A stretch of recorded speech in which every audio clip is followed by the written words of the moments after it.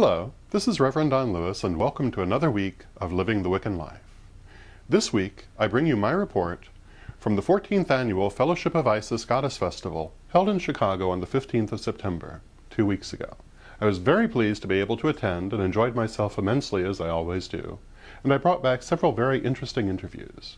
Our first interview is with the great tarot maven Janet Berres, the founding head of the International Tarot Society. I think you will find Janet fascinating, as I always do. My name is Janet Berres. I'm author of Tarot Kit for Beginners, published by LWL.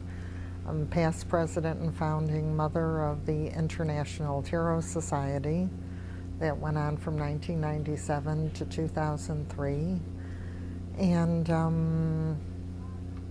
I'm an astrologer. Right now I'm the Public Relations Director for NCGR, National Council of Geocosmic Research. And I'm a pagan. I've been a pagan all my life. And we're here today at the Fellowship of Isis conference. Right. And you've come to Fellowship of Isis conferences right. for many, many years. On and off, right. At least 20 years, more, yeah. What do you like about the Fellowship of Isis? You know, they're very, Lady Olivia is wonderful.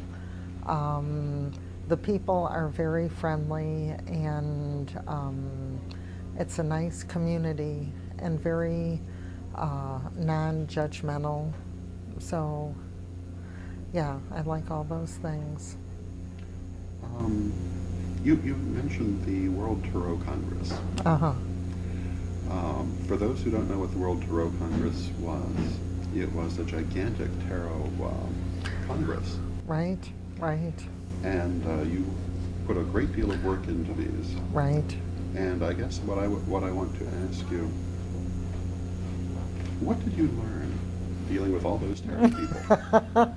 When I would put on one of my conferences, I would say it was like throwing a wedding and having 50 brides. Like if I had 50 speakers, I had 50 brides. Everybody was a bride. And so I learned, though, how wonderful, which I already knew, the tarot community was. You have to get every detail, last detail, which my Saturn in Virgo was up to the task, but it was daunting.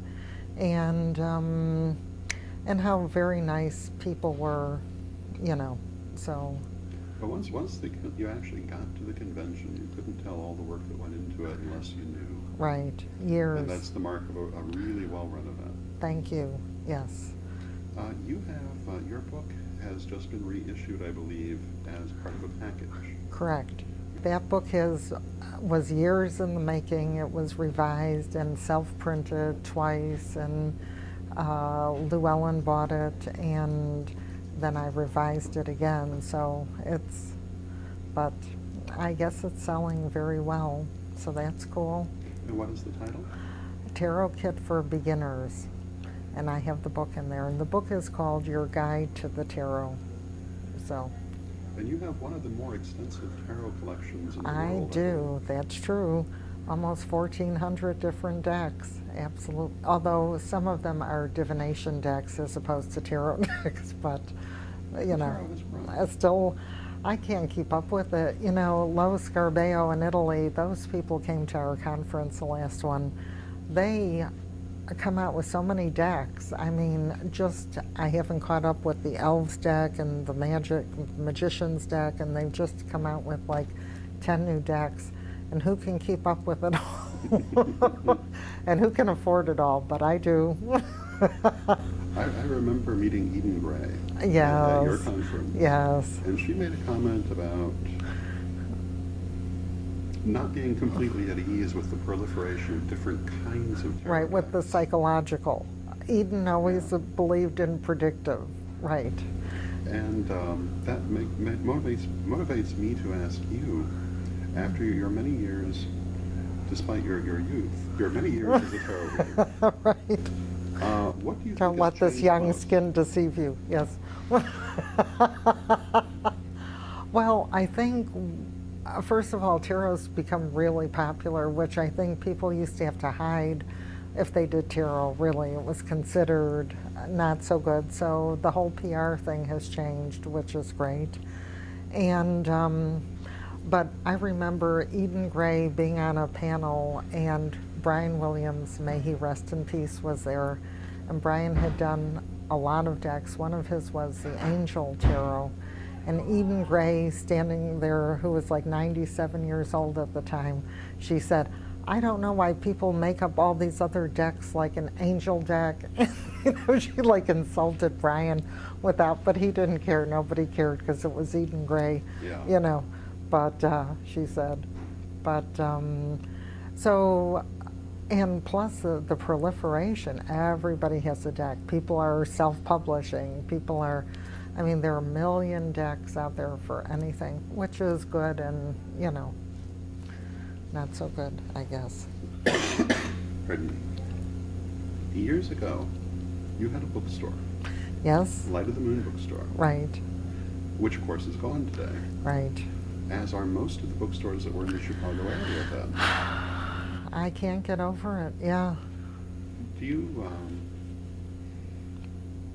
what do you see? When Healing Earth closed its doors, because they had been in business 19 years, right, that was sad. And I think the internet, Amazon.com, people can get it cheaper and free shipping. I have to admit, I shop there myself, sad to say. And so that, and I don't know why, well, with Healing Earth, I think it was too large a space for her. I was her tarot reader, and I told her not to move there. But she didn't listen to me, but that's okay.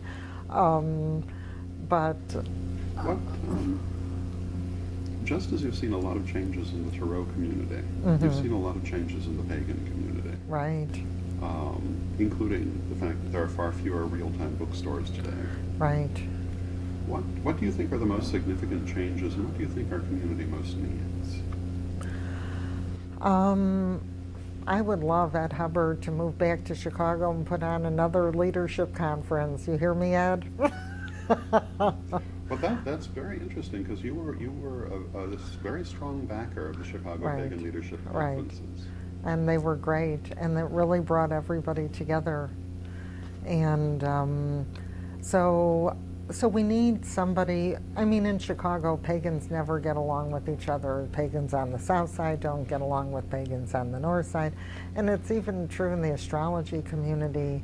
Southsiders, don't come, they'll come north, Northsiders won't go south, but whatever. But yeah, I would like to see, and like Fellowship of Isis is almost the closest thing we have, because I saw people here from all different groups, right? OTO, Circle of Danu or whatever. So,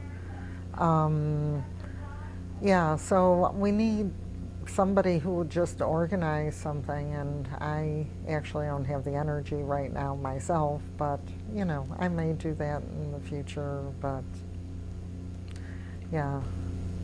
So out of your illustrious career, thank you. What is the most memorable thing to you? Definitely my tarot conferences, and definitely all of my heroes and heroines, people whose books I bought and loved, Stuart Kaplan from U.S. Games, all those, seeing all those people. And then I love the bookstore too. I have a perfect chart for owning a bookstore, but so yeah, because I love people and all that. So those are my highlights, yeah. Thank you very much. Thank you. The International Tarot Congresses were wonderful events, great fun to attend, and hopefully Lady Janet will one day hold another one. Now, please join us for part 2 of our episode, when we will bring you more interviews from the 14th Annual Fellowship of Isis Goddess Festival.